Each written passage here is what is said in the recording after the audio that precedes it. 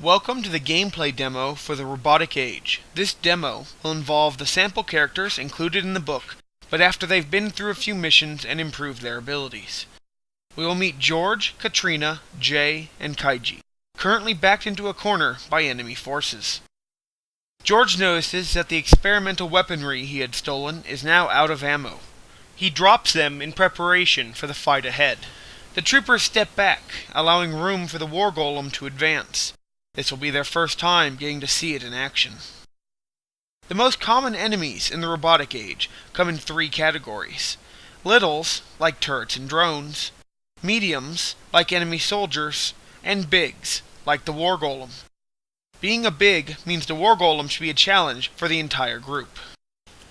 At the beginning of combat, everyone needs to roll initiative to see what order they act. The initiative is rolled by a single D10, but certain upgrades and abilities can modify it. The war golem rolls and gets a 10. Both George and Jay roll a 6 and will be acting on the same turn. Kaiji rolls a 1, but because of his light cybernetics, he has points in increased speed. He adds half of his increased speed to the roll, making his total initiative 11. Katrina rolls a 7. However, because she took a Reflex Dash upgrade, she doubles all initiative rolls, making her total of 14. The next step is everyone choosing their fighting style. Every character has a fighting style that gives them powerful bonuses in battle, and a few can even change their order of initiative. Each fighting style has 2 effects, and at the beginning of the fight, you choose one. This effect lasts the entire battle, and cannot be changed, unless you take the proper upgrades. Katrina has the Berserker fighting style, and decides she's going to use Effect A. This allows her to have 2 combat actions every turn, but weakens her weapons slightly. Kaiji has the Deceiver fighting style. Effect A would normally let him automatically have the highest initiative, but as he's already in second in line, he decides to go with Effect B, giving him a second general action he can use at any time during the round. The War Golem has the Behemoth fighting style. Upon choosing Effect A, it gives him more structure health, but makes him go last on the initiative, no matter the roll. George has the Marksman fighting style, and he chooses Effect A, allowing him to reroll 1 missed shot every round. Jay has no style. He's the group hacker after all. So he's going to have plus 10 to all non-combat skills, but is going to reduce his initiative by 10. Luckily for him, the War Golem goes last no matter what. On each character's turn, they will get 2 actions that can be taken in any order. A general action that can be used to do anything not combat related, like movement or using skills or just talking. Their second action is a combat action that can be used for anything involving combat or even not involving combat.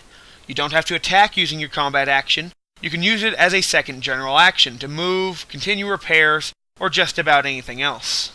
As Katrina was first in initiative, it is her turn. She uses her general action, as well as her all-surface movement upgrade, to climb to the top of the War Golem and sit on its hunched back. For her combat action, she decides to use her Tank Ripper claws on the back of the War Golem's head. Because her weapon has the rapid attack enhancement at level 2, she is allowed to attack with that weapon 3 times in every combat action. Her Tank Ripper claws uses her unarmed combat skill, which is currently at 50, meaning in order to hit, she must roll 50 or lower on percentile dice. She rolls and gets a 57, a 24, and a 44. 2 of Katrina's attacks hit, which means it's now the War Golem's chance to defend. The War Golem has a deflect skill of 50, allowing him to knock attacks away with either his own weapons or his armor plating. He rolls for each hit. However, he has a problem. Each time deflect is used in a round, it is temporarily reduced by 5, representing fatigue or just difficulty in avoiding a barrage of attacks. As he rolls twice, the 22 succeeds, but unfortunately the 47 does not.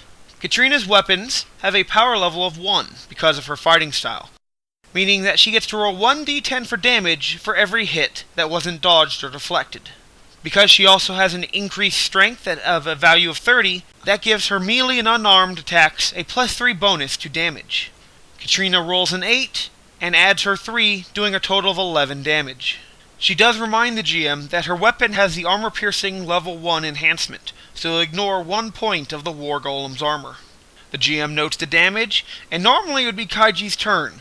However, Katrina gets a second combat action because of her berserker fighting style. She decides to keep slashing. She rolls an 88, a 56, and a 12.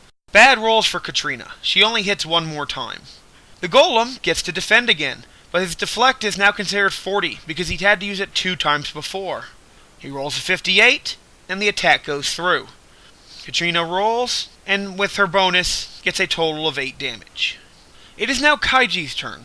Kaiji decides to use his general action to aim, giving him a +10 bonus to his combat skills for the entirety of the next combat action. Kaiji is armed with a submachine gun and unloads it towards the War Golem.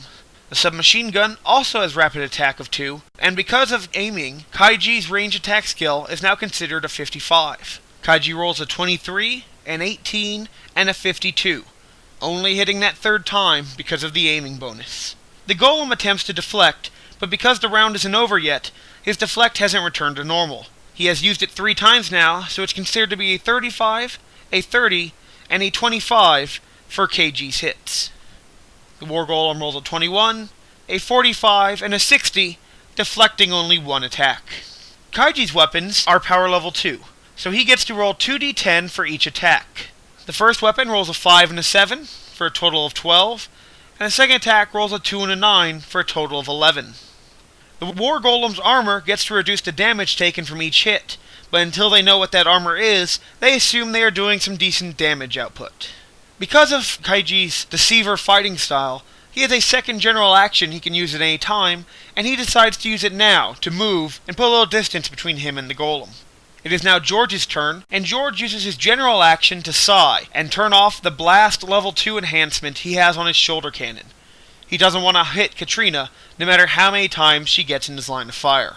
For his combat action, he decides to use his charge upgrade. His weapon will be much stronger next time, but for now, it has to gather energy. That makes it Jay's turn, and Jay uses his combat action first. However, his weapon has the startup time drawback, and he must spend his first combat action activating his gun. For his general action, he releases his support unit, Spark, which will take its turn next. On Spark's turn, Jay tells it to scan the enemy and then find some safe ground. Spark uses its combat action to use combat analysis in order to scan the War Golem's physical specs. Spark's combat analysis skill is at a 30, and he luckily rolls a 7. Spark now knows that the War Golem has a structure maximum of 425 and a core maximum of 100. Structure is the target's physical health. If the damage it takes reaches its maximum, then it breaks down, is unable to stand under its own weight, or even lift its broken arms. Core represents the target's power output or even vital organs. If it takes core damage that reaches its maximum, then the core overloads, frying all its systems, even if the structure remains undamaged. Spark also learns that the War Golem has increased strength at level 40 and increased durability at level 20. He also has structure armor at level 6, letting him ignore 6 points of damage from every attack. Spark announces its findings in a flat, monotone voice before using its general action and its limited flight upgrade to find a place nearby to observe the battle. It is now the War Golem's turn. The War Golem would smirk if it could, and use its general action to aim. Its combat action is to use its rocket pods, which are power level 3 with the rapid attack 2 and blast 1 enhancements. With 3 attacks, it decides to target George, Kaiji, and Jay independently. It has a range skill of 40, which is increased to 50 because of aiming. The attack on George rolls a 34, the attack on Kaiji rolls a 95, and the attack on Jay rolls a 47. Kaiji, being human, can't take a hit like the others, and breathes a sigh of relief as the rocket spirals away from him. George and Jay, however, have to defend. George tries to deflect the rocket away, while Jay is going to dodge it. George rolls a 41 on his deflect skill of 30, Jay rolls a 16 of his dodge skill of 35. Jay moves out of the way of his rocket as it flies past him, but George is hit. The War Golem rolls his power level for damage and gets a 4, a 2, and a 10.